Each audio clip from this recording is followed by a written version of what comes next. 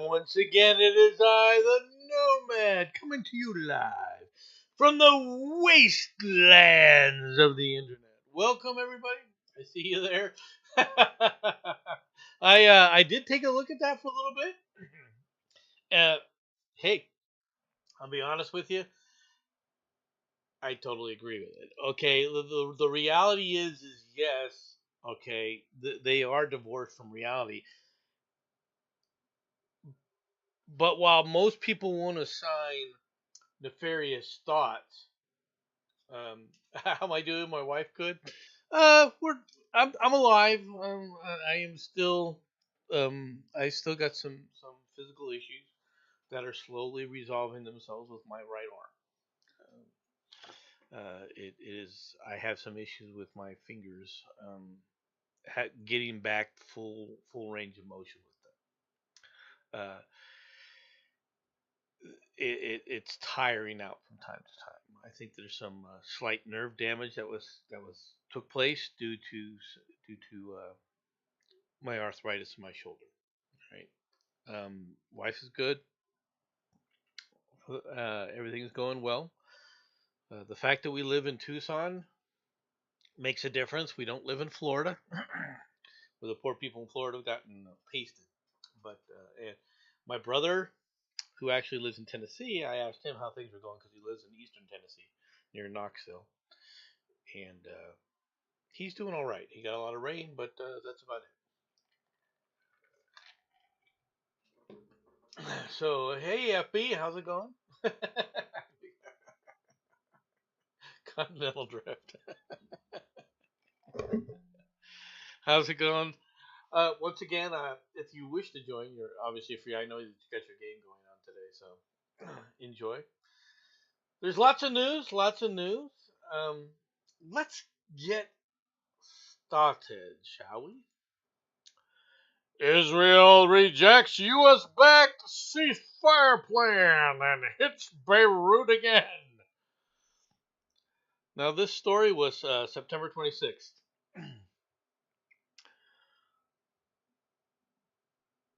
Israel rejected global calls on Thursday for a ceasefire with the Hezbollah movement, defying its biggest ally in Washington and pressing ahead with strikes that have killed hundreds in Lebanon and heightened fears of an all-out regional war.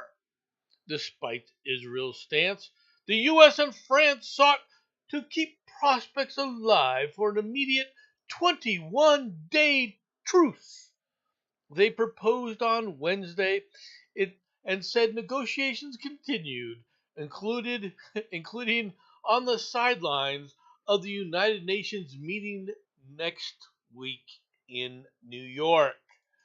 And as a response, Iran says a senior commander was killed in an Israeli airstrike together with Hezbollah's leader. Lebanon's Hezbollah group confirmed on Saturday that its leader and one of its founders, Hassan Nasrallah, was killed in an Israeli airstrike in Beirut the previous day. A comment said Nasrallah has joined his fellow martyrs. Hezbollah vowed to continue the holy war against the enemy and in support of Palestine. Nasrallah, who led Hezbollah for more than 3 decades, is by far the most powerful target to be killed by Israel in weeks of intensified fighting with Hezbollah. Israeli military said it carried out a precise airstrike on Friday while Hezbollah leadership were meeting at their headquarters in Dahiyah, south of Beirut. Lebanese health ministry said 6 people were killed and 91 injured in the strikes, which leveled 6 apartment buildings. If it truly leveled 6 apartment buildings in Beirut and only injured 91 people and killed only 6, what, was there a huge explosion over there in Lebanon? Did they take out an ammo dump or something? I was more freaked out about the pager attack in those remote controls, especially every day. But I have to say, if you're looking at this and only 91 people, it's 6 apartment buildings, 91 people were injured. Now you got to remember these are 6 apartment buildings in Beirut where they basically live on top of one another. Okay, I'm kind of curious about who was in these because what they did was they hit the the building that they hit was the headquarters for Hezbollah. Iran announced Saturday that a prominent general in its paramilitary Revolutionary Guard, sanctioned by the United States, died in the same airstrike.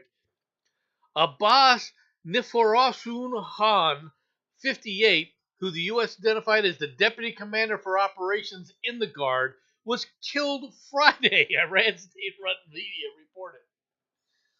Okay, so what you have, right, that is happening is Israel has basically said the parent guard military. Look, uh, Iran Hezbollah was the is Iran outside of Israel.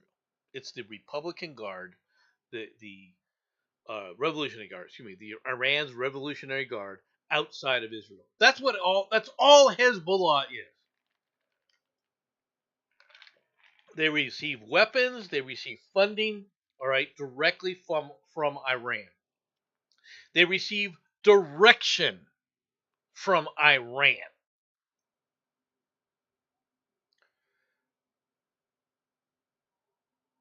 They were hoping, okay,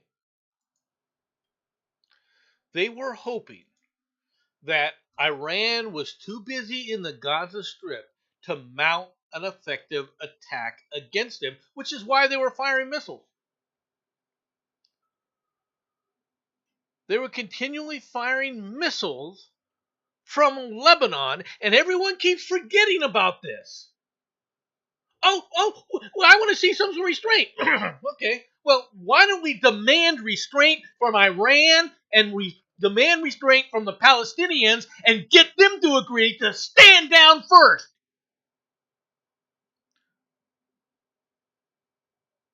They're always the first to attack and the last to stand down. Isn't it about time that all these soft, lily-livered people start waking up and start actually acting like people and civilized people rather than a bunch of no named, no knowledge, freaking emoting pieces of crap and flotsam, all right, all over everything. Isn't it about time that you started acting like an adult? You stopped using words and stop supporting Hamas by parroting their talking points, all right, which are intentionally inflammatory nor accurate, and yet you stand there repeating those things, and it's like somehow you're the good person. No, you're not. You're on the side of genocidal maniacs. You would rather side with them. Why haven't you asked? And I say that because, oh, you're bitching and whining about what Israel's doing, but you've never once stood up there and demanded and stood there saying, look, you caused this, Hamas, apologize and stand down now. Let me know when you're going to do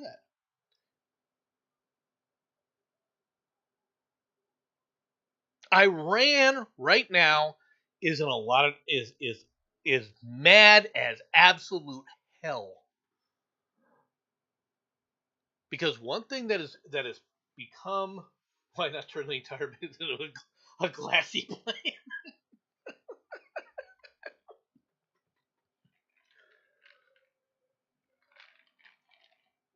Eventually, this 12th century mentality has to be defeated. It's not going to go away on its own. I wish there was a solution to this. I really do. Aside from the only solutions that actually work. If there was another solution, I'd love for it to be applied. I'd love for somebody to come back and tell me what it is.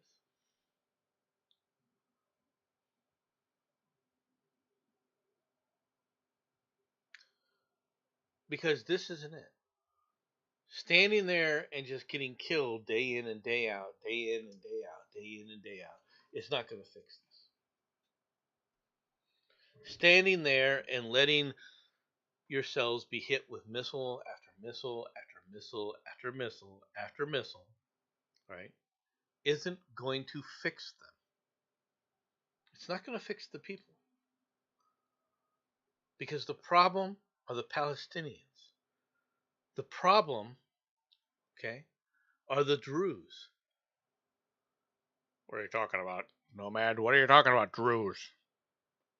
Talking about the Druze, which make up most of the Hezbollah, or most of the fighters there, and the Alawites, and their tribal mentalities. It's the people and their cultural mentality that is the problem. They just took out the entire leadership with what they've done. With the pager attacks and everything. You mean like Nancy Drew?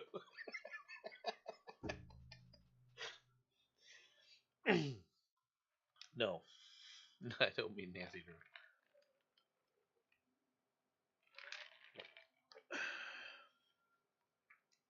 Okay. The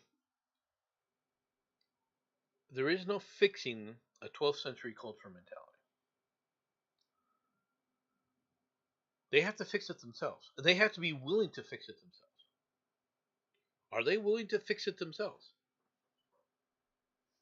It doesn't seem like it.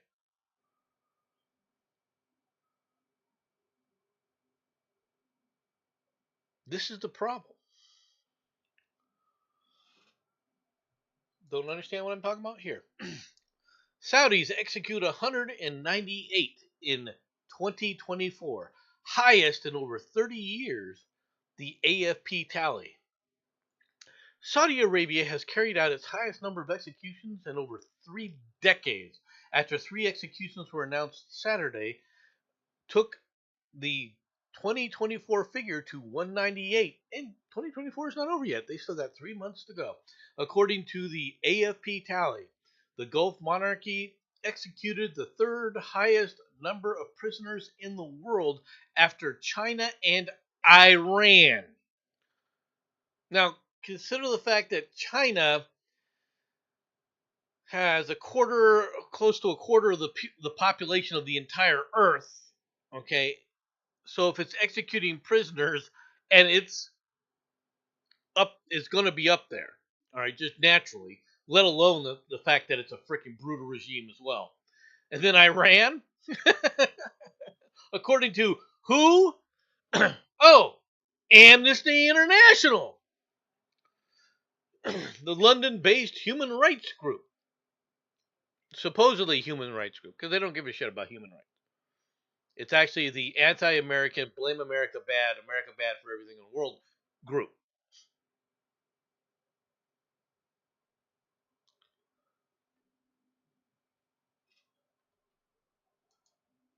Iran hacked Trump's campaign. Oh, strange news. No, but Saudi Arabia has very few people. So 196 population wise, all right. I'm surprised Biden didn't get them $1 billion.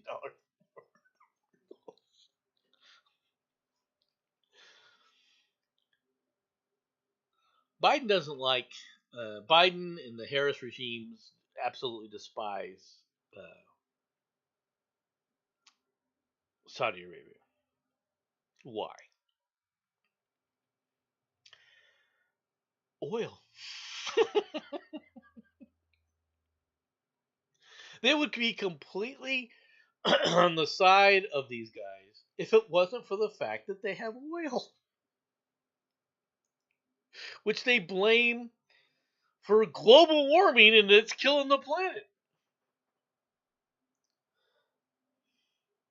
That's the only reason they bitch about this. It's the only reason that they're really even these idiots in Amnesty International or you know whatever they call themselves. The only reason they're bitching right now about Saudi Arabia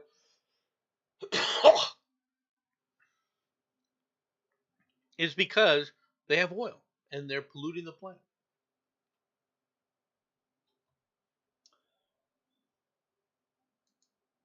It causes this.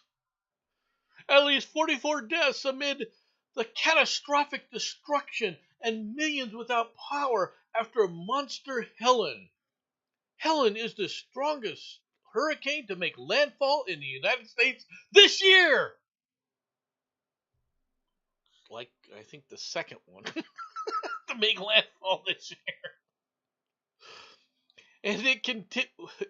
And it will continue to produce life-threatening conditions as it moves inland over the southeast with intense wind and flooding rain.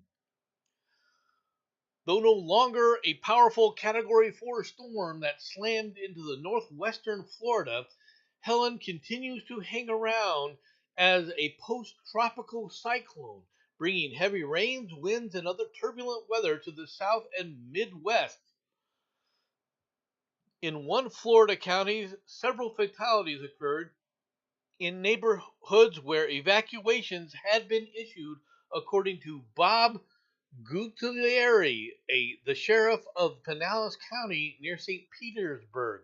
He noted that some residents who disregarded the warnings ended up seeking refuge in their attics to escape rising floodwaters.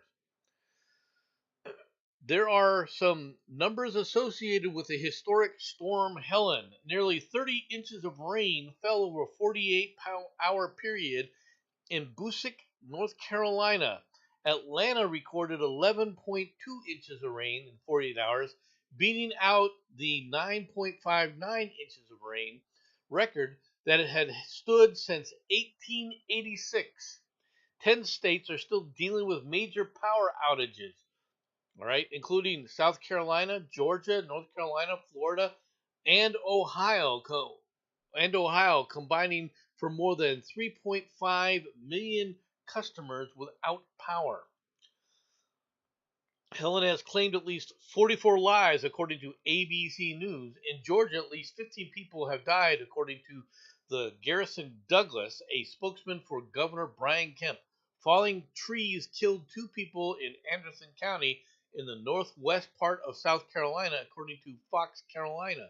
2 more people died and 4 more were injured in Newberry County as a result of Hurricane Helen. Newberry County Sheriff Lee Foster told CNN News. 1,500 emergency workers are focused on search and rescue efforts in Florida after Helen, the state's top emergency management officials said Friday. As those sorts of rescue missions begin today and continue, please do not go out and visit the impacted areas, said Kevin Guthrie, director of the Florida Division of Emergency Management. I beg you, do not get in their way. Okay, let's stop right there for a moment. Okay.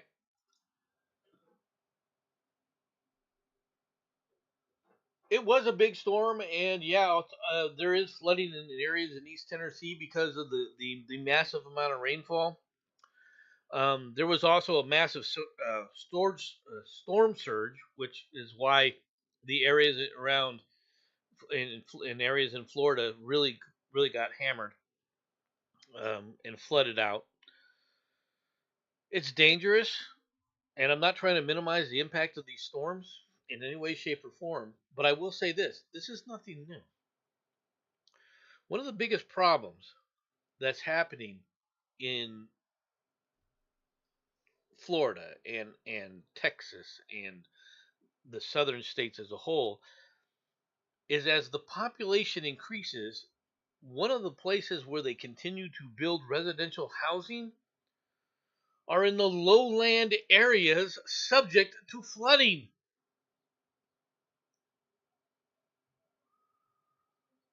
Oh, but they broke a record for rainfall in Atlanta. Did they? Notice how they said, oh, it's over a 2-day period they broke a rainfall. Funny how they didn't break a single day of rainfall record, right? And I'm not trying to minimize this, like I said.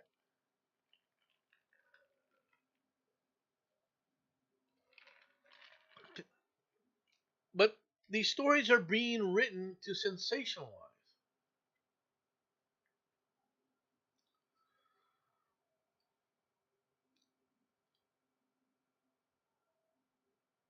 Now, in Tampa, Tampa normally doesn't get hit with hurricanes. Why? Because of its location. Okay? You would think that Atlanta, or I mean, rather that Tampa, Florida, could be one of the biggest targets. Miami, which also doesn't get hit with a lot of hurricanes, has been more of a target of hurricanes than Tampa does. It's just the nature of hurricanes. That doesn't mean that there isn't one that's going to hit it.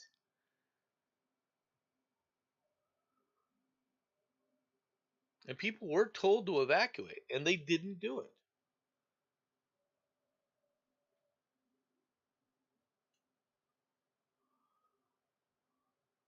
Not, and I'm not saying that and I'm not really blaming them because I wouldn't want to leave my home either. Yeah, I've never heard of the hills of Florida, have you?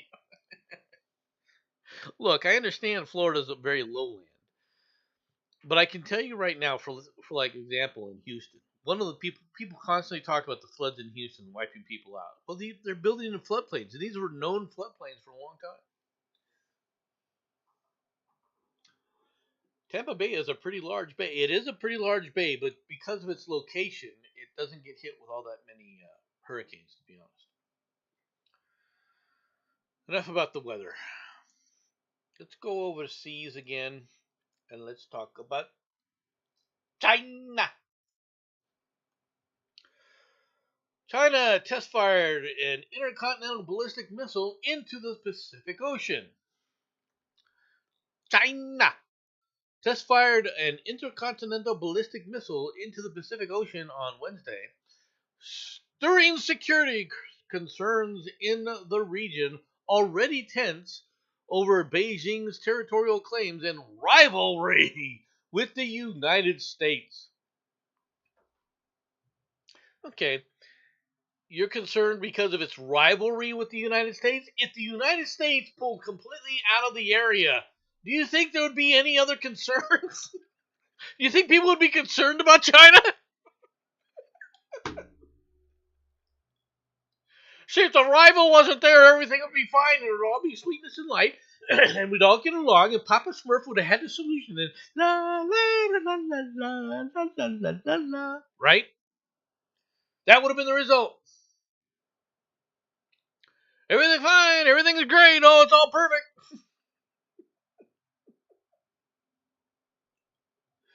I think Houston is at or below sea level. It's very close to sea level, but there are areas that are freaking, you know, way below that.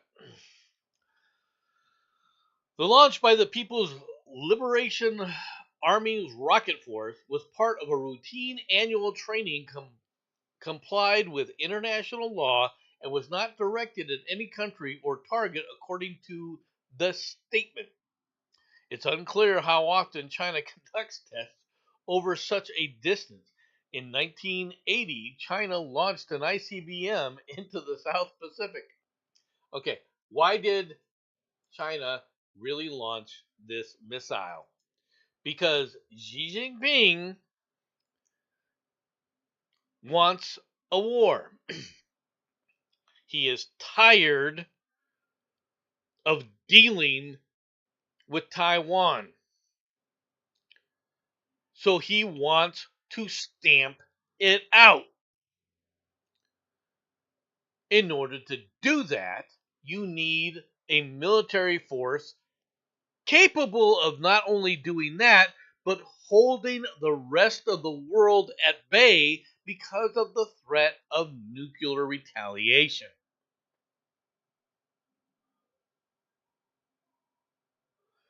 China has repeatedly stated that it wishes to run the world. U.S. resistance will not change that. You are 100% correct, sir. So, China wants to make sure that its military is ready to go. Xi Jinping 2 years ago, or was it 3 years ago, decided to go, okay, let's see if we can, where we are with this. Is everyone ready to go? And then he got a lesson. And he was a very, very, very unhappy camper because he found out that the country's nuclear forces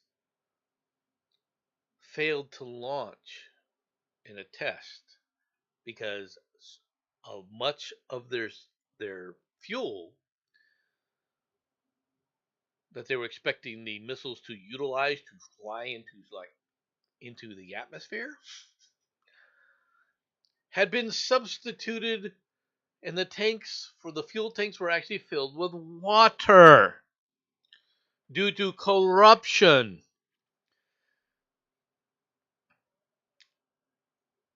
So he launched this missile and demanded this be launched so he could sit up there and it could be proven that yes, we can still launch these missiles. We are no longer dealing with it. This is after he basically captured, killed, and executed a number of the military forces, the military rocket forces, and the people that were supplying them.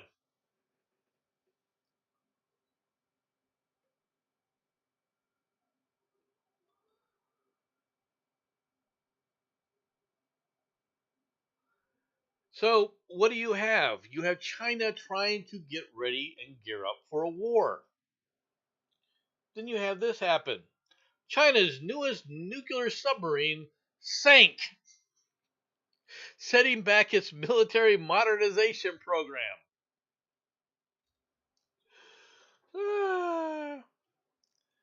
China's newest nuclear powered attack submarine sank in the spring, a major setback. One of the country's priority weapons programs, U.S. officials said. The episode, which Chinese authorities scrambled to cover up, and hasn't previously been disclosed, occurred in the shipyard near Wuhan, all right, in late May or early June. It comes as China has been seen pushing to expand its navy, including its fleet and nuclear powered submarines. The Pentagon has cast China as its principal long-term pacing or its long-term pacing challenge, and the U.S. officials say that Beijing has been using political and military pressure to try and coerce Taiwan, a separately governed island that Beijing claims as part of its territory. Actually, the Taiwanese used to claim the entire territory of the mainland China as its territory, so it's kind of like both sides agree that they should be one. They just disagree who should be in charge. China says its goal of building a world class military is to deter aggression and safeguard its overseas interests. A spokesman for the Chinese embassy didn't immediately respond to a request for comment. The U.S. doesn't know if the sub was carrying nuclear fuel at the time it sank, but experts outside the United States said it was likely. Undersea technology has long been an area of U.S. advantage, but China has been pushing hard to narrow the gap. It has been moving to diversify the production of nuclear powered submarines. Production has been centered in the northeastern city of Huludao, all right, but China is now moving to manufacture nuclear powered attack submarines at the Wuchang shipyard near Wuhan. Okay. Basically, China is trying to gear up for a modern war. They've had a number of Okay, first of all, I don't want to minimize some things. All right, China has had a lot of success. All right, in its Belt and Silk Initiative, its Belt Road, its Silk Road Initiative. Okay, um, a lot of countries are relying more and more heavily on China. China has been putting facilities, we'll call them, all right, basically spy facilities in various countries around the world. I'm not saying that they can't do that or they're wrong for doing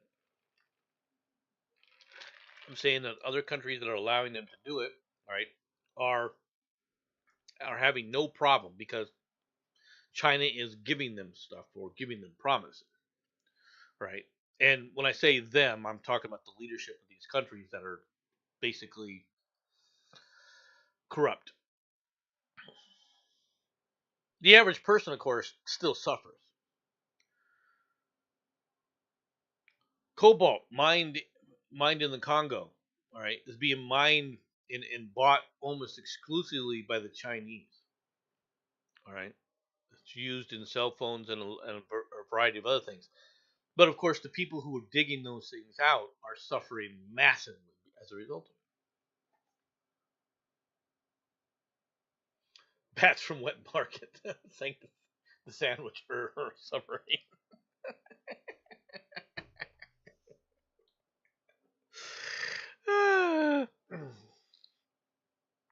So anyway, China is trying to ramp up its military. Um, it has started to realize something that it has to increase its submarine force, not just to counteract the United States, but the fact that it needs a submarine force that's effective. Otherwise, any attempt to take Taiwan is a pipe dream. Now, could they glass Taiwan? Literally, turn it to glass? Yeah, they could. Could they hit Taiwan with nuclear weapons? They could do it. They don't even need missiles to do it. They could do it from the artillery that they have. Okay, get a few atomic anti-cannons, and they could basically remove Taiwan from existence. They don't want that though. They want to conquer it. They want to put it under its thumb. And they know in order to do that, it's going to take a lot of men landing on that island to actually do it. Now, one of the things is very true. China has the ability to temporarily seize air superiority over Taiwan. Do not misunderstand this when I say they can temporarily do it. They can. They can throw enough forces, all right, to temporarily seize superior air superiority. And once they seize that air superiority, an invasion fleet could then go in and land on the island. Now, I say temporary for two reasons. One, the United States. If we have carriers in the region, we can then strategically place them, and that will end their air superiority over the region. But if they do it fast enough, all right, they will still be able to take out anything that's on Taiwan. The other problem, of course, that they have is to the north of Taiwan, north northeast of Taiwan, and that's Japan. Japan's air power is nothing to sneeze at either.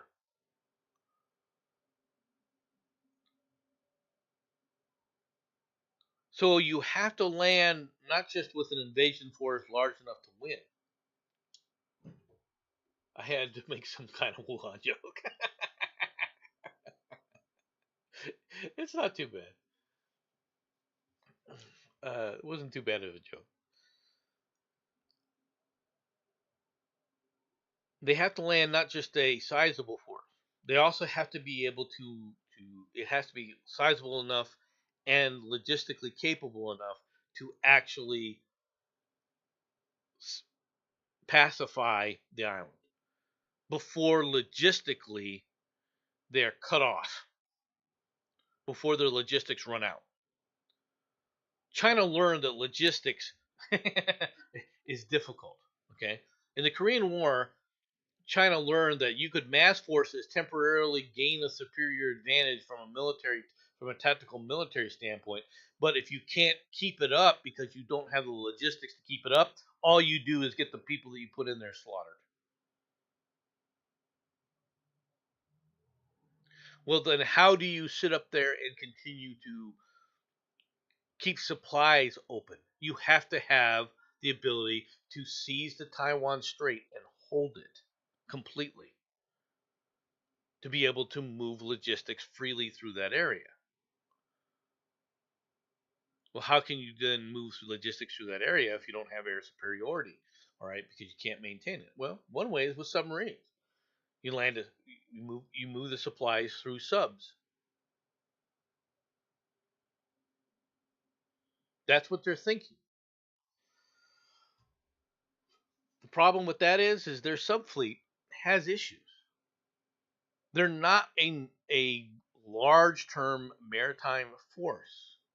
They have not been a modern maritime navy, and the results show.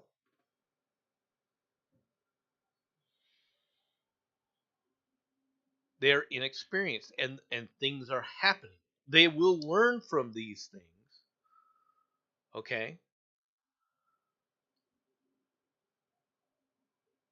The question is, will they learn it fast enough for Xi Jinping to still be in power? Because Xi Jinping wants to make it his diadem of saying, we now control Taiwan.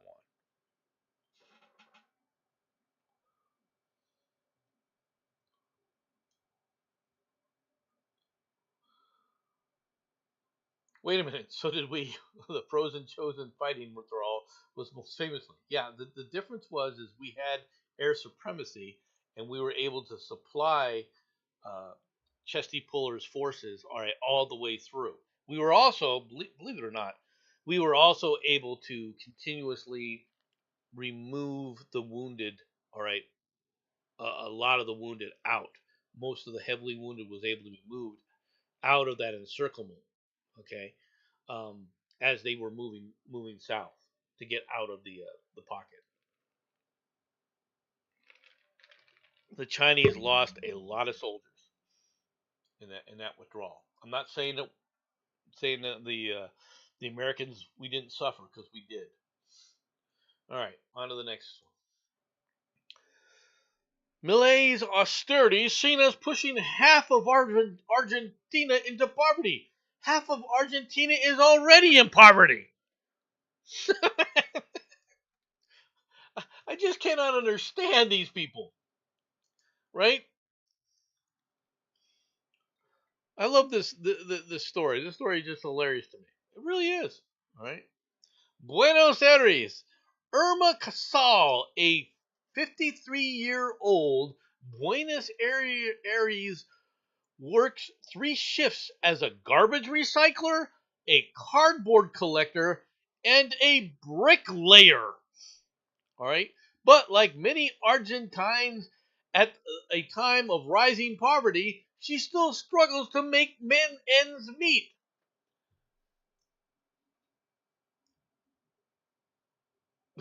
We're surrounded with civilized things. Yeah, there's a lot of quotes from Chesty. If Irma Casal, a 53-year-old in Buenos Aires, works 3 shifts as a garbage recycler, cardboard collector, and bricklayer, I think she was already struggling, right, to make ends meet. All right, the austerity program wasn't the cause of that. Argentina will publish poverty data on Thursdays that is expected to show the rate soaring to over 50% in the first 6 months of the term of the Libertarian President Javier Milei, who has enacted tough austerity measures in a bid to dig the country out of debt. Since this government came to power, jobs have dropped away because they were working for the government. Maybe they shouldn't have been working for the government. We work twice as hard for less, and we have to keep going. Casal, who has 14 children and 42 grandchildren in the low-income Buenos Aires suburb of Villa Fiorito. All right. The official data for the January to June period will be the first hard evidence on how far poverty has risen since Milei took over in December. The official poverty rate was 41.7% for the second half of 2023.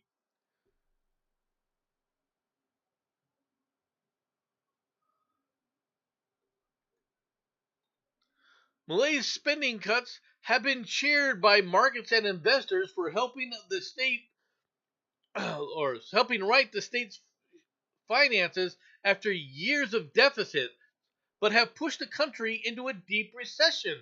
Although there are signs the economy could now be bottoming out, Catholic University of Argentina's observatory estimates that the poverty rate soared to 55.5% in the first quarter of the year before easing to 49.4% in the second quarter.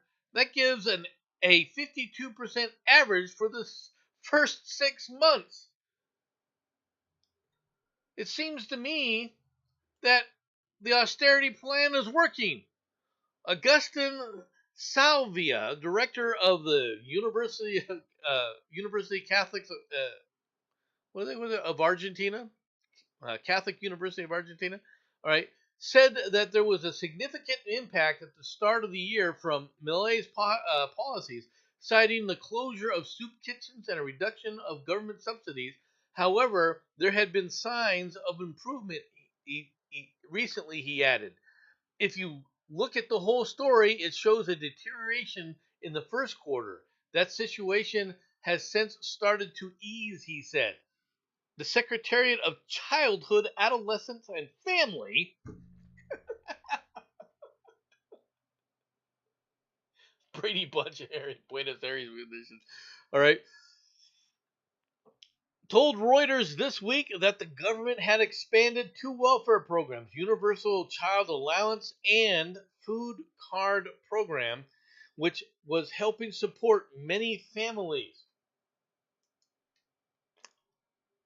Okay, but it doesn't fix the problem. The problem is these social programs were too large and can't pay for themselves.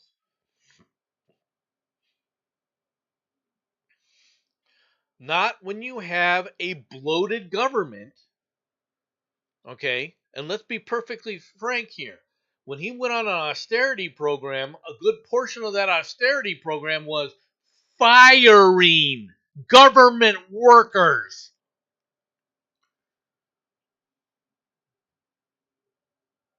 Now things are seem to be easing, but the government is more efficient now.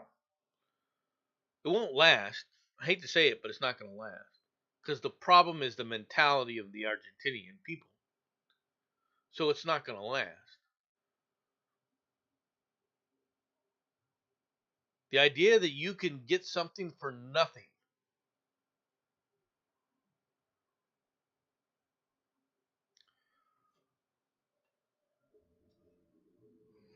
So the woman who works as a cardboard collector, a garbage recycler, and bricklayer, okay? Now, I want it said again. 14 children and her uterus didn't fall out. Right. My grandma on my mom's side had 16, no, 18 children. My mother had 18 brothers and sisters. Just so you know, large families used to be the norm, more the norm. Now, the difference was, of course, very few in the olden days lived to adulthood. Modern technology has changed that dynamic.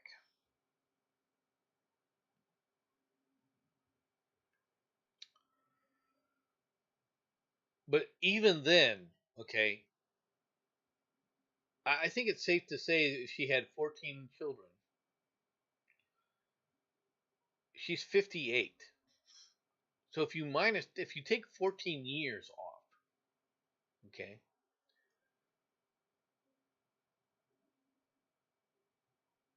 you end up with 44. Let's assume she started working at 18. Well, let's take it at 20. Simply because it's easier. Well, at 18, it means that she's been an active worker for 26 years. So the question then becomes, all right, during the 26 years that she was active, how much revenue, tax revenue, right, was stolen from her by the government?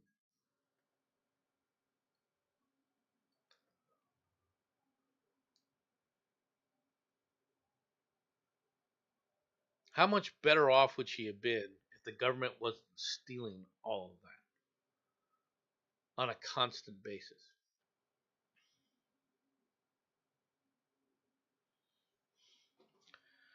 And that's just her. If they're stealing that much from her, how much are they stealing for other groups? And what do the other groups do? Well, they sit up there and take advantage. They're more well placed to take advantage of the corruption. She's not. Her big issue is the fact that she can't be as corrupt as everybody else. She can't take advantage of that corruption. Oh, it's making it hard to make ends meet. There comes a point where everyone was going to starve. That's what they were facing. To be honest, his austerity program, if it only went up to 55 and then back down again, it actually did its job.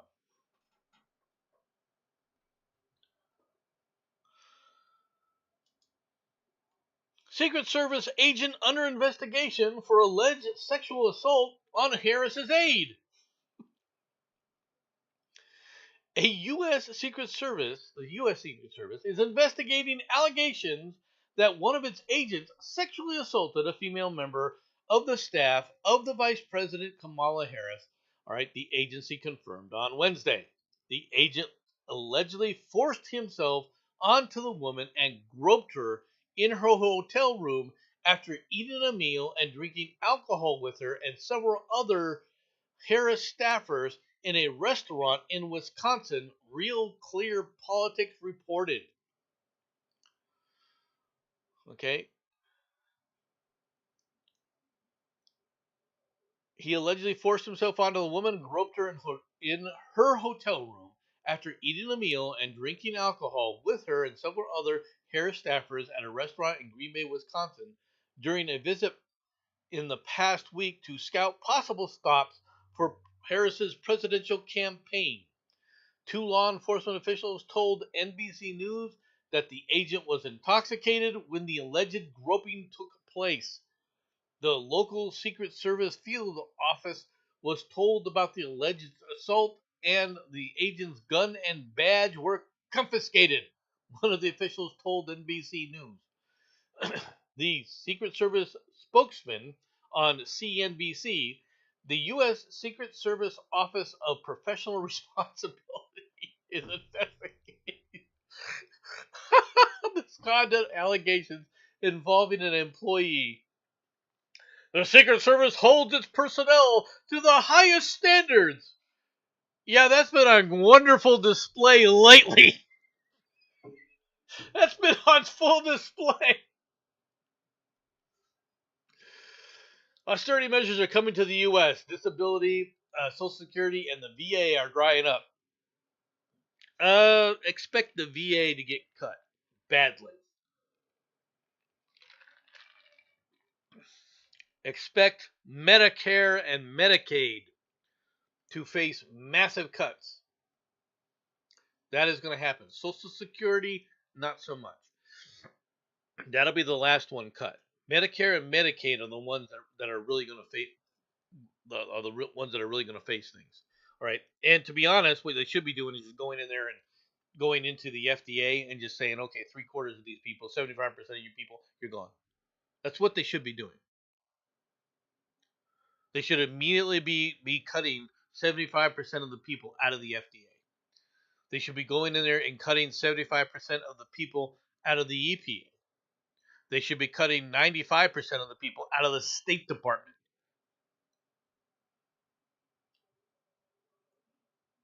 They should be cutting 100% of the people out of the Department of Education because it is an obvious failure. Harris's office said in a statement on the report, the Office of the Vice President takes the safety of its staff seriously. We have zero tolerance for sexual misconduct, said a senior OVP official. All right. And then they were alerted by the USSS. All right. About the incident involving an agent and informed that the USSS is instituted an investigation. We will not be releasing any further information. Yeah. So much for the, how do I put this?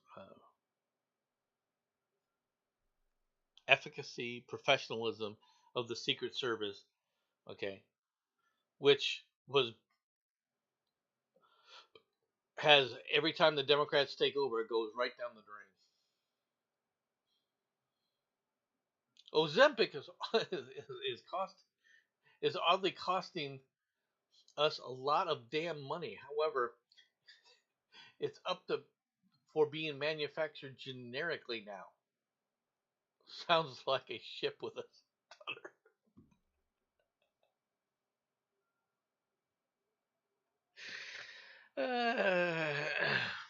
I'm just pointing out.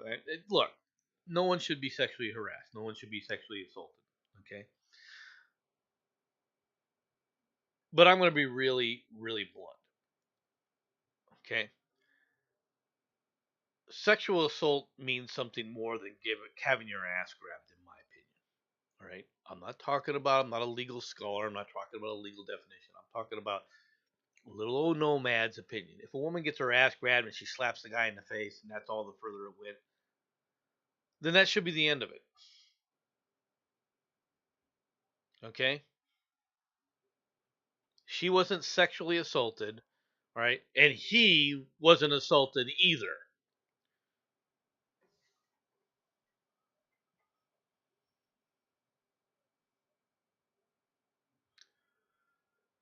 That's the problem. They act like people that were drunk where nothing else happened aside from a guy got frisky and the woman stood up there and put him in his place, what it sounds like. All right, that should be the end of the matter. It's called individual responsibility and accountability. Now, if you're going to come back and tell me that that woman was she's emotionally damaged for life, then she's not an adult.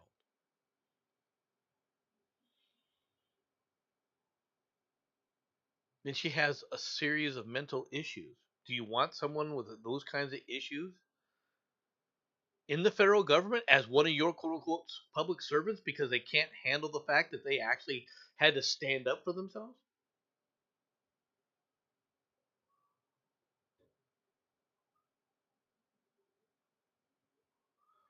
Once again, I'm not saying that a man, all right, can't physically uh, attack a woman, right, and it become brutal. It can be. It can very well be.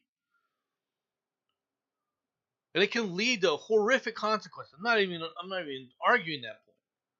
What I'm trying to point out here is Look, if somebody isn't really harmed, stop worrying about harm on how someone feels at a period of time, because we all suffer harm then, right? For a variety of reasons. I'm not encouraging men to grope women either. Don't get me wrong. Once upon a time, men that did that would be taken care of by the other men around them.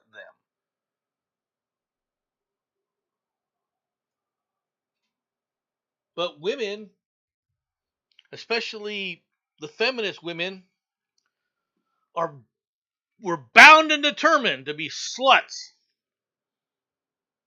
and whores. In fact, they demanded the right to be sluts and whores. How could you say that, no man? How can you be saying that? What's the point of having promiscuous sex? What's the goal of that? They don't want to be held accountable for promiscuous sex. And the reason for it is because they think that men were never being held accountable for promiscuous sex. And so they've now made sure that men now are saying, okay, well, if you're going to treat me like that, then why the hell should I listen to you for anything?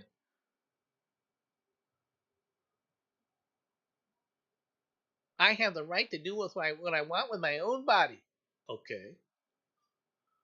You want to play it that way, fine.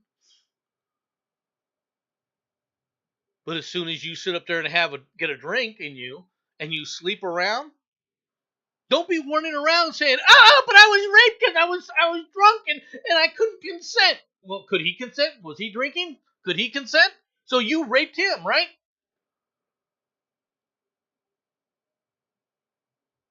It can't be one-sided if that's what you want. And this is what I mean when I say the whole purpose of this crap for feminism, right, was to demand, all right, the ability to be sluts and whores and not be held accountable. It's a demand that they want because they were jealous, thinking that men were that way. Because somehow men always looked at other men that slept around as studs. Really? No. You know who thought of them as studs? The rest of the freaking feminist men, dumbass! Most men look at the guy who's sleeping around saying, you're a jerk. You're an ass. Now, why do they do that? Because generally, they're sleeping around. When they're sleeping around with so many women, eventually they sleep with a woman that the guy, all right, would like to sit up there and have a relationship with. And now that guy has damaged them in his eyes. Funny how my body, my choice went out the window for the jab. Yeah, I know.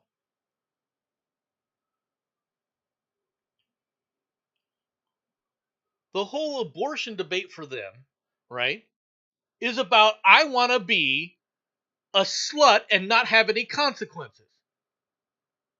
Because the man can't. But the man can be held accountable for the consequences. That's not good enough!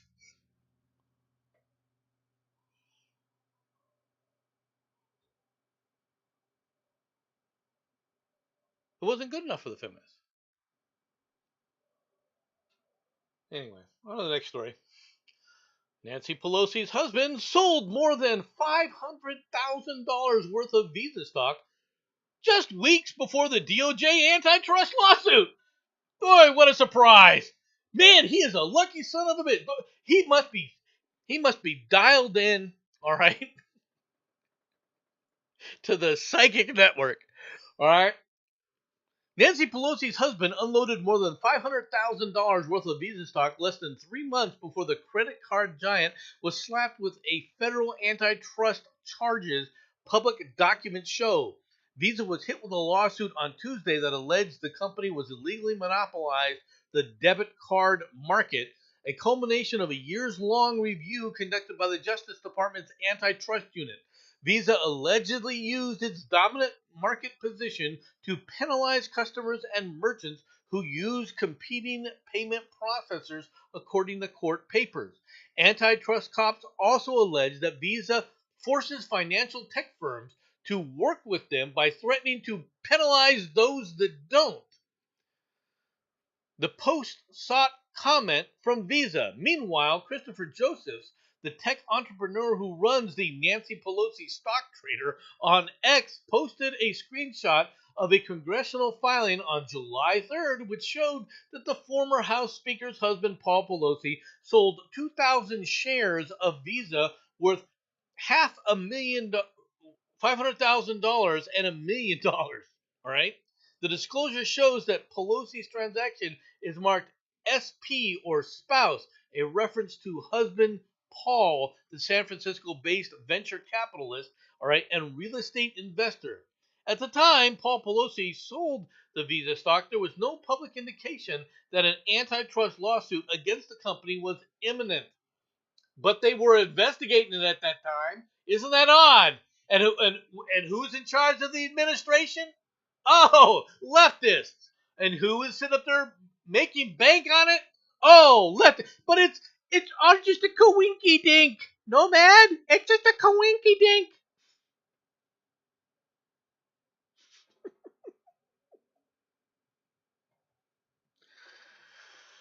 Uh, insider trading is rather blatant nowadays. It's been blatant with Hillary.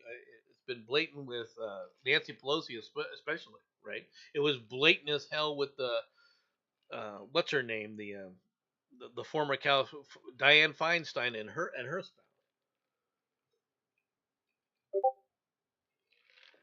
I mean, heavily weighted so.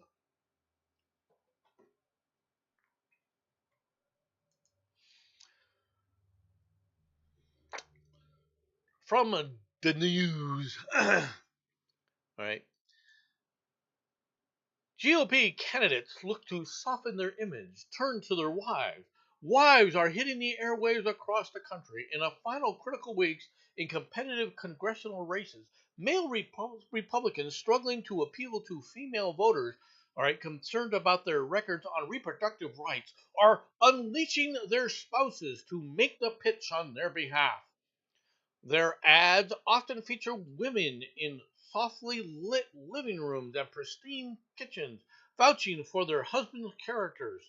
Sometimes the women are driving SUVs with young children in the back seat as they stop for gas and groceries, talking about how their husbands are champions for their families and can be champions for yours too. At other times, candidates film footage of the wholesome family gathering around dining room tables. Really, Democrats don't do the same freaking thing. It's only the GOP. All right. First of all, if you're a GOP congressional member and you're trying to counteract this stupid mentality on abortion, what you need to do is stop playing defense. And you need to come out and give an honest opinion. You need to stop acting like moral cowards. You see, this story here is written to try and get the Republican men to be looked upon as cowards, to act cowardly.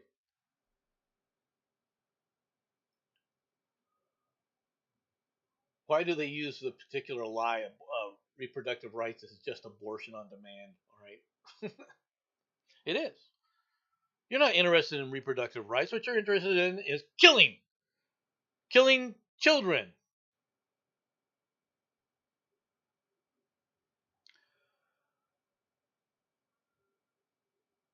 When does life begin? That's what you need to do. You need to go look. Are you a moral person? Do you have the moral courage to admit when human life begins and deserves to be protected? Yes or no? This is the question. Are we going to continue to encourage moral cowardice, or are we going to continue? Or are we going to start saying, you know what? People standing up, people being stop being moral cowards, is the best thing for the country. Because if you continue down the attitude of we'll just continue with moral cowards everywhere, you know what that leads to? I don't know. Ask Germany in 1930s, where a bunch of moral cowards were running all over the country.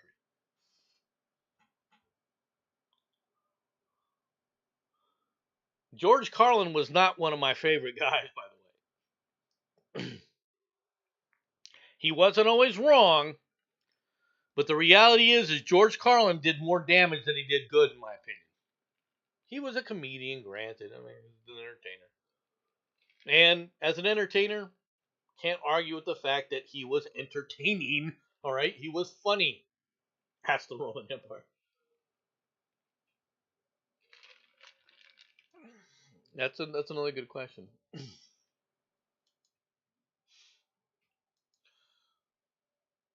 This is for Jensen. A little fan service for Jensen. All right.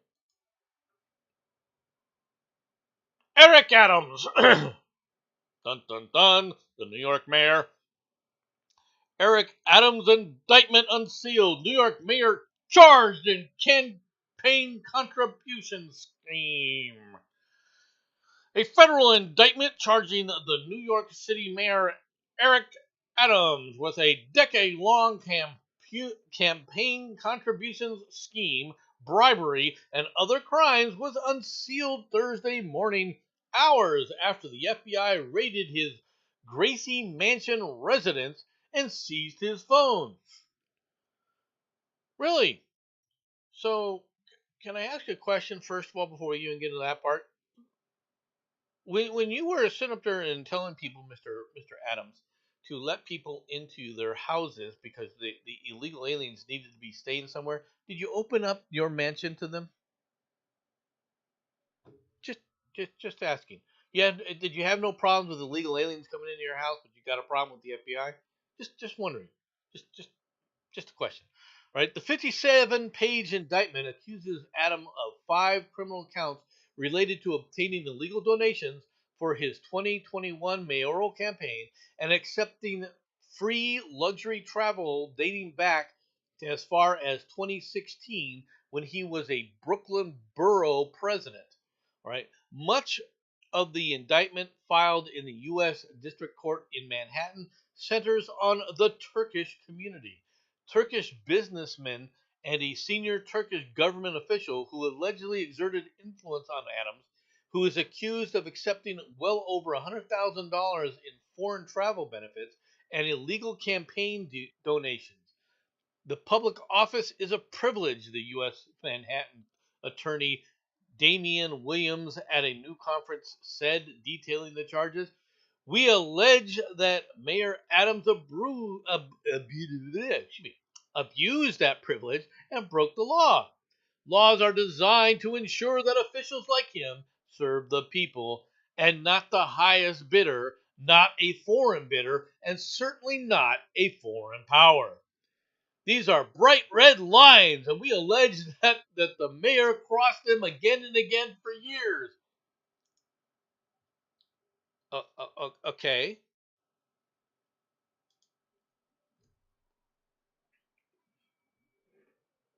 And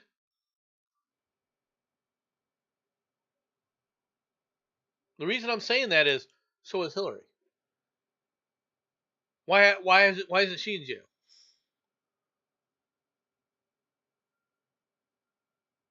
And before somebody says, "Well, that's a Manhattan attorney," no man, that's a Manhattan attorney. No, that's the federal Manhattan attorney. You know, the same state, but it's the federal group is the same state of New York. That where does Hillary reside? Oh, that's right, New York, where she was a what was she? Oh, that's right, she was a senator. Does anybody know who Charlie Tree was? Does that ring a bell to anybody?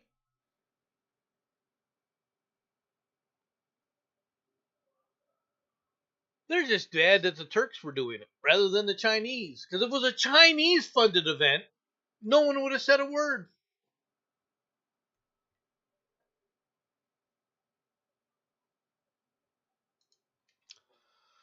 Man threw explosive device inside a California courthouse on a day of arraignment.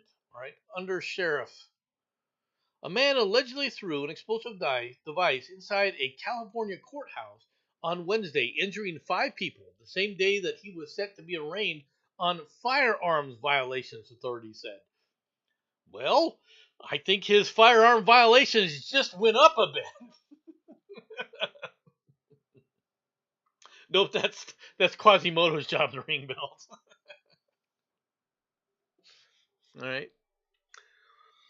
The explosions was reported around 8:48 a.m.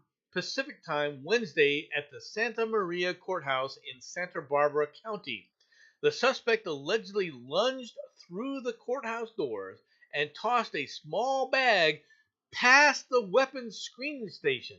The bag exploded as it hit the floor outside of the local arraignment room. Darnell Parker, the court executive officer, told ABC News. 5 people suffered non life threatening injuries from the explosion, including burns, according to the Santa Barbara County's Sheriff's Office Under Sheriff Craig Bonner.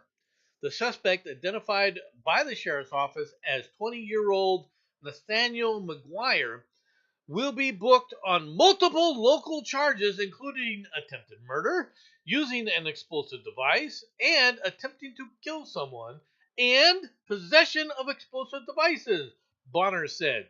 He will be held without bail, Bonner said. Authorities believe the device was the result of an intentionally set improvised explosive device. Okay? The suspect was detained as he attempted to enter his car outside of the courthouse. He was wearing body armor under his jacket, according to Bonner. He also allegedly had weapons and ammunition in his car. The suspect's alleged motivation in the explosion appeared to have stemmed from a recent arrest by the sheriff's office, Bonner said. Right? Bonner said, and Bonner said, and Bonner said. Who wrote this stupid story? I'm just out of curiosity. Who wrote this story again? Emily Shapiro, Alex Stone, and Meredith Delizio. All right. Uh, Whoever you have as your editor, they're not doing a good job. Okay. I'm just putting it out there. All right. In that case, McGuire was arrested for firearms violation on July 28th, Bonner said. Deputies had seized a loaded and concealed revolver that was in McGuire's pants pocket, and it was not registered to him, Bonner said.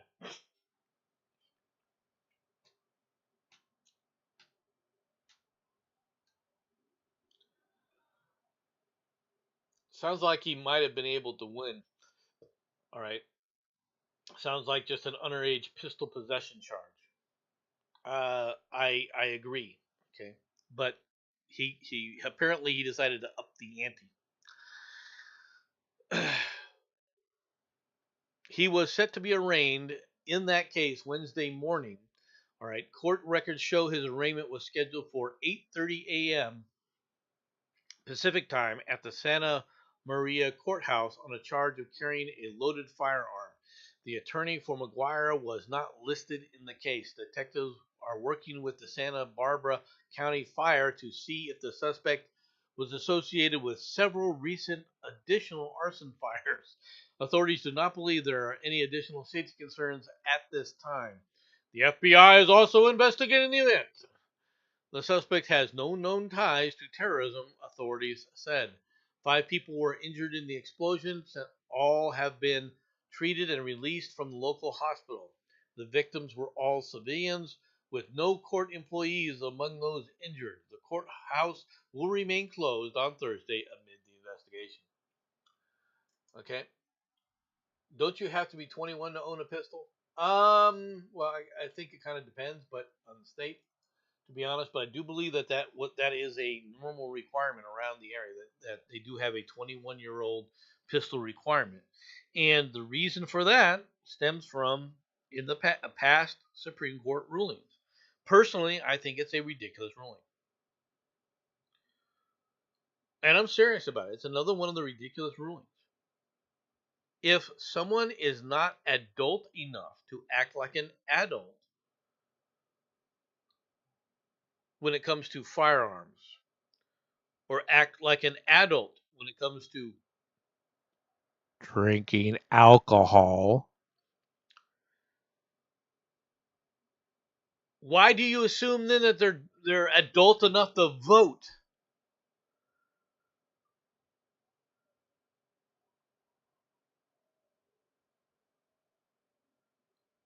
Why do you think that they take the idea of voting responsibly, but you don't think they're going to take gun ownership responsibly?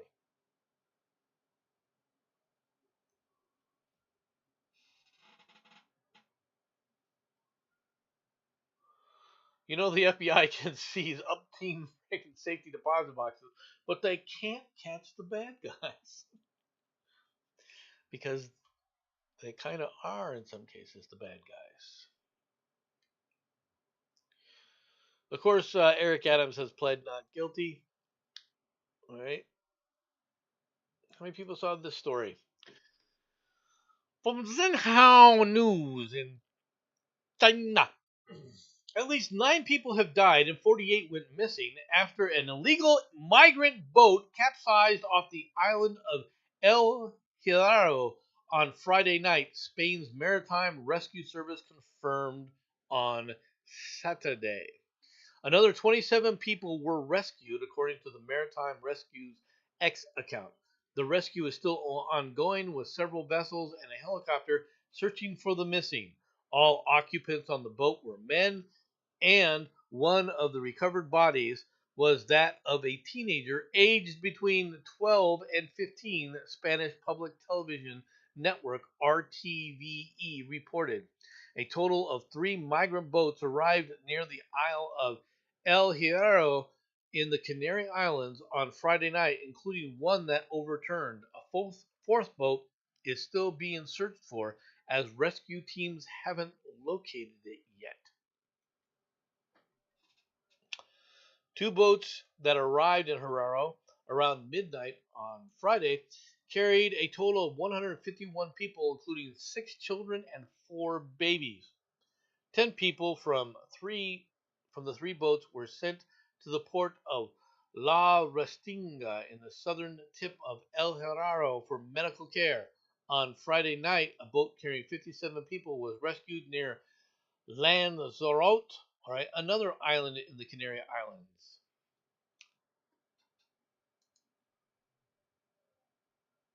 Really? So the illegal immigration hasn't stopped? Is that what you're saying?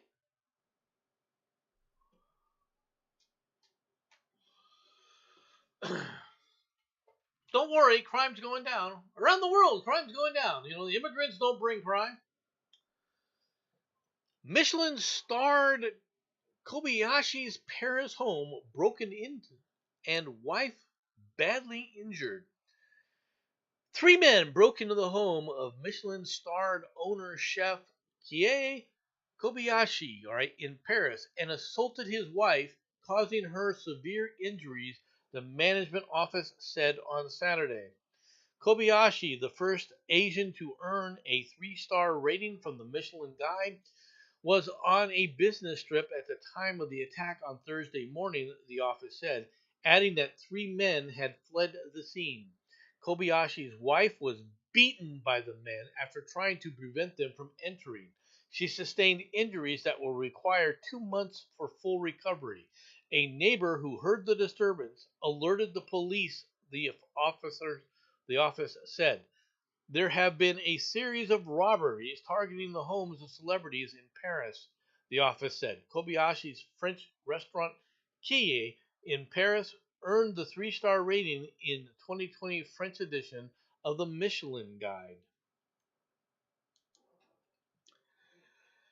Yeah, I was like, wait, one damn minute. It's definitely a Japanese name. Yeah, well, I don't know who his wife is. I don't know if she is a Japanese or whether or not she is a Parisian.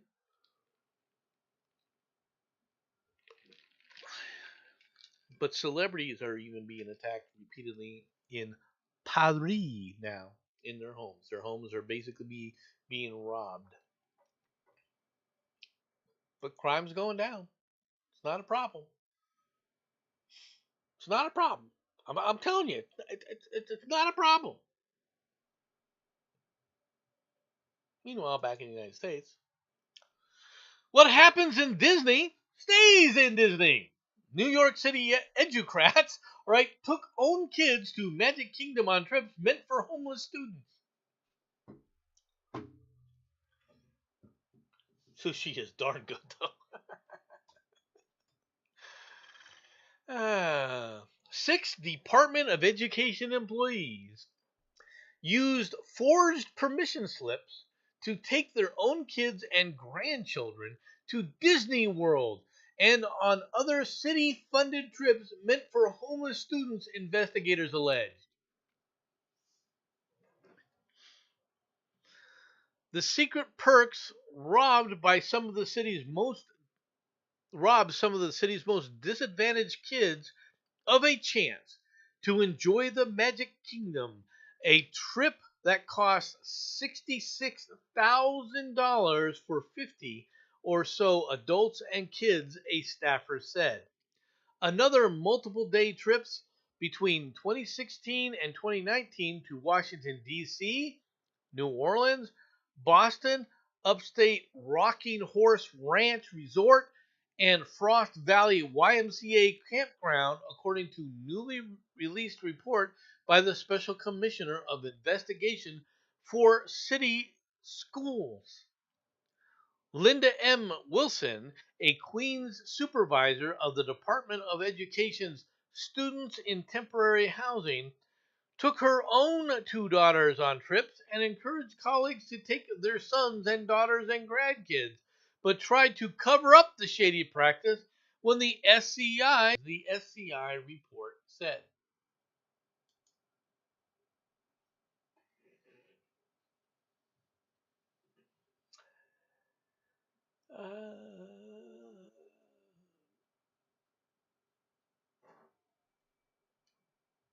You have money in your state's education department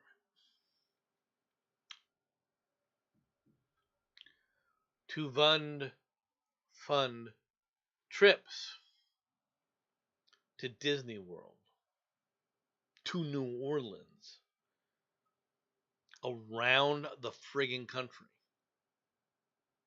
You have so much money in your Department of Education that you're able to fund these things, and you don't think that the Department of Education is a waste of time. And I see people want constantly crying. I had to buy books, and I had to buy school supplies for my kids.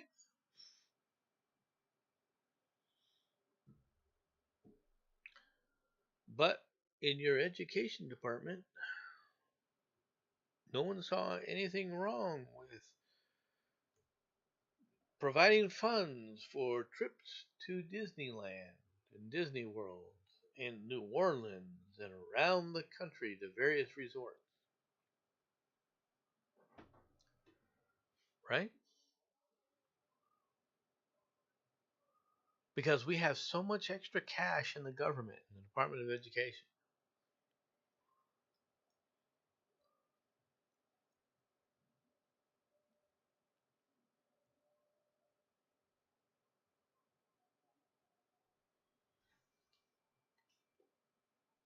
Do you see the problem here? Sure, these people need to be prosecuted to the fullest extent of the law for the criminal and heinous corruption.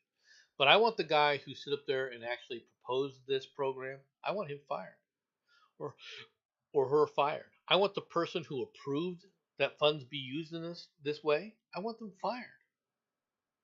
I want them out of a job.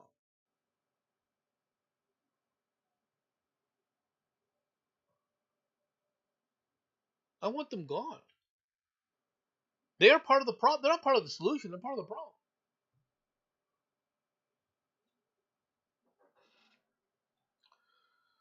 Been going for quite a while here.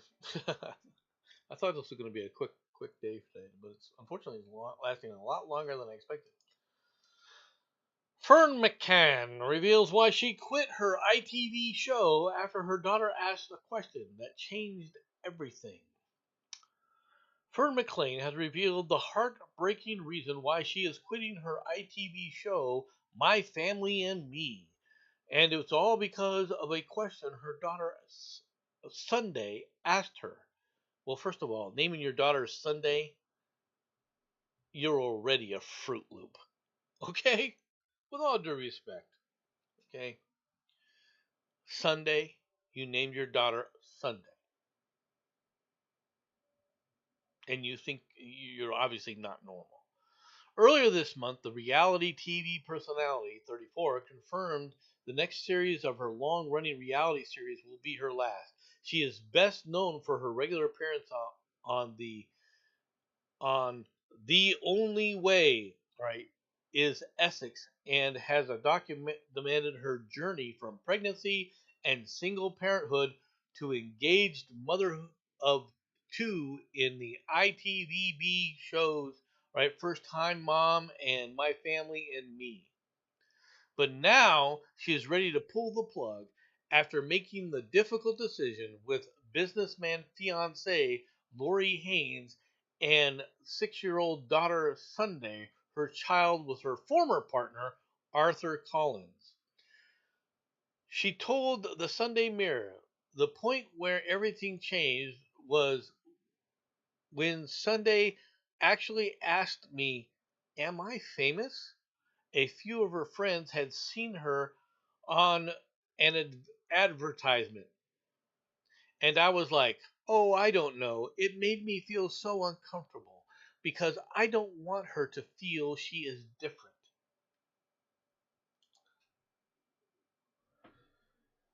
You should not have been allowed to breed, bitch. Okay? You're the kind of woman that destroys her family because it wasn't about her family. Now, okay, kudos to the fact that she figured out, oh, it isn't all about me. It's only taken 6 years of a child's life that's been damaged, all right, for her to figure that out. And she's still going to go on with another series afterwards, right? She's still going to go on with one more episode or one more season of this nonsense.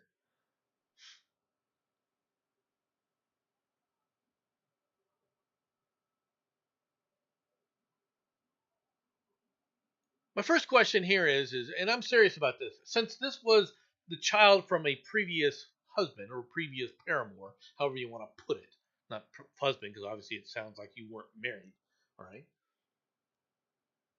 This begins the question of why doesn't he have custody of his child? Why do you have custody? I'm not saying he wanted custody, because maybe he didn't.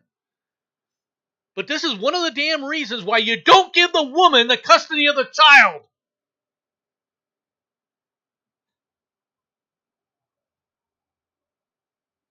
Slut elevation is part of the death of the West. Isn't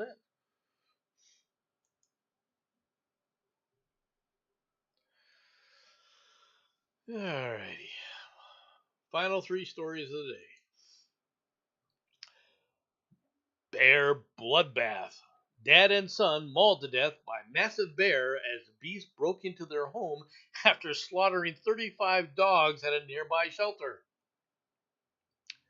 A massive bear has fatally mauled a father and son after the raging beast broke into their home. The man-eating bear broke into the house in Lukanshorsk, I'm not right, Pryorsky region in eastern Russia, killing and eating the pair aged 87 and 56. The vicious beast had killed 35 dogs in a matter of minutes at a nearby stray dog shelter just a day earlier. The dogs were chained inside the shelter and could not escape the wild bear ran amok. The child shelter director, Olga Zamyshevnes. I'm not trying to butcher your name anymore. It's not where yeah, I'm sorry. I apologize. Our shelter is in a forest area, and the fence is wooden and flimsy. The bear came in at night, and the 35 dogs died. We don't have security here. The dogs are kept in kennels. We found bear tracks at the scene. Why am I doing this story? I can hear now. No man. No man. Why'd you do this story? Like, bears are dangerous, folks. Bears are dangerous. Just putting it out there. And this bear probably had enough. I've had enough of the dogs barking. I've had it, and there was a whole bunch of them. I've had enough of them. And you know what? Sharpen my claws on them.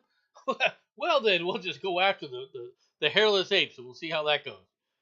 Kind of forgot that the hairless apes had boomsticks, which basically, unfortunately, ended the bear's life. But hey, bears are dangerous. You know what else are dangerous? Believe it or not, hedgehogs. Hog wild drama unfolds as hero teen thwarts an unhinged groundhog. Said, excuse me, groundhog, not hedgehog. Attack on a jogger. A crazed groundhog set its sights on a fallen jogger in New Jersey, only to be thwarted by a quick-thinking teen. The hog wild drama unfolded on the morning of July 19th when Kate Loxton was confronted by a hostile hog on a trail behind the Bernards Township Police Department. I was running in the woods on a path behind the police station. Hey, if you're going to run down a freaking nature path, running around the police station is not a bad place to do it from a safety perspective. And high school this morning when I came upon a groundhog that looked injured, the 36-year-old posted in the Basking Ridge Moms Facebook group. It must have been startled when I made a call to on a speakerphone because it charged at me screaming and lunging. I ended up on my back kicking at it and screaming for about a minute, she continued. All right. The stunned jogger flung her cell phone at the crazy critter, who then started gnawing at it. The rich high school student Caleb Morris had just finished a cross-country run when he heard screaming. He was on his way up the path, and right in front of my eyes lay a woman on the ground shouting and screaming, and it looked as if she was trying to fight something off, the ninth graders told the Post. I never thought that a groundhog could be as aggressive as this one, Morris said, theorizing that the animal was rabid. All right. I was sort of frozen. I was stunned by the fact that I was watching a viral YouTube worthy content in real time, but Morris had to pass on internet fame. All right, he said that the woman in his press was still on her back, kicking at the ground and screaming as loud as she could at the same time. Shockingly, he said the groundhogs can scream even louder. Groundhog screams were even more unsettling.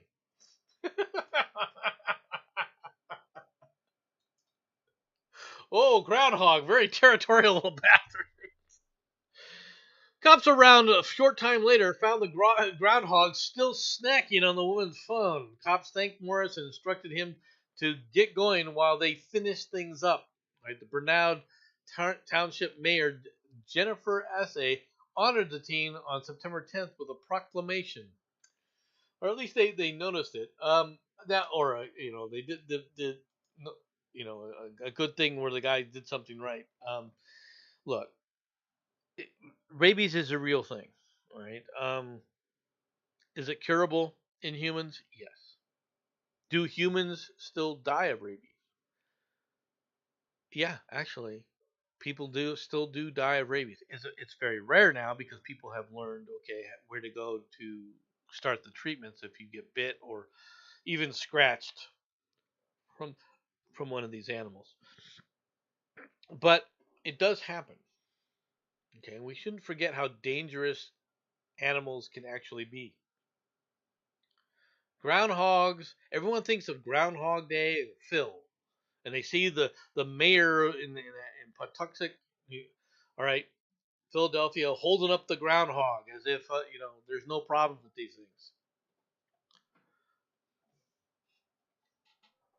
Where do you meet one that's naturally mad? I mean, like a Wolverine, which whether the rabbit or not, you can't tell the difference.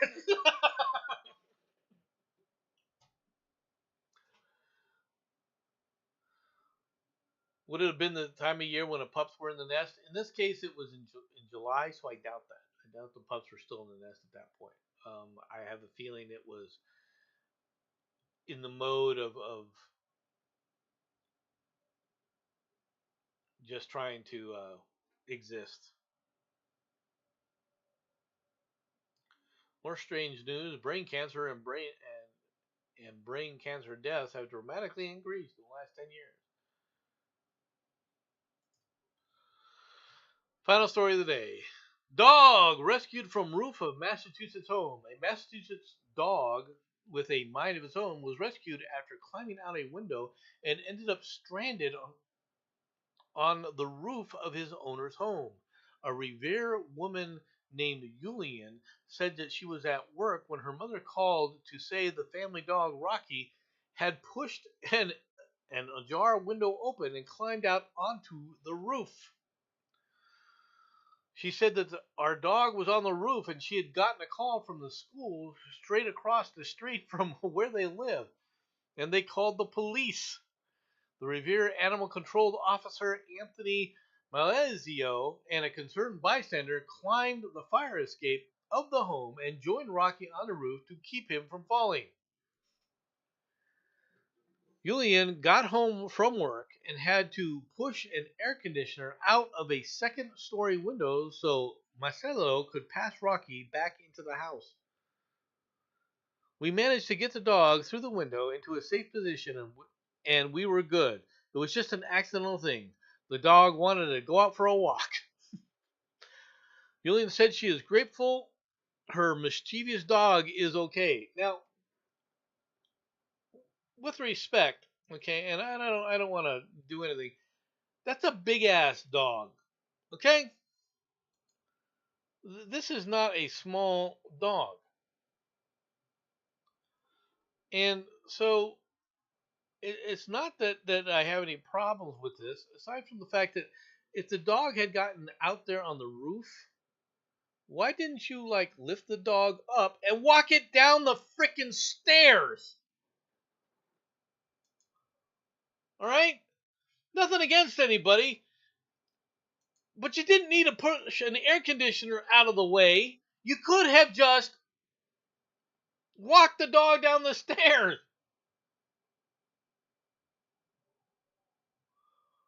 Well, that AC is definitely busted. Not saying that it would have been easy to do per se, but to me it seemed like it would have been simpler. Pick puppers up, right? You might be a bit heavy, but pick puppers up, or at least set him on the stairs. I guarantee you the dog can walk downstairs. All right, just put it out there. All right, everybody. That's all the stories that I have for the day. I appreciate everybody coming out and listening. Hope you all have a good day and talk to y'all later. Bye bye, everybody.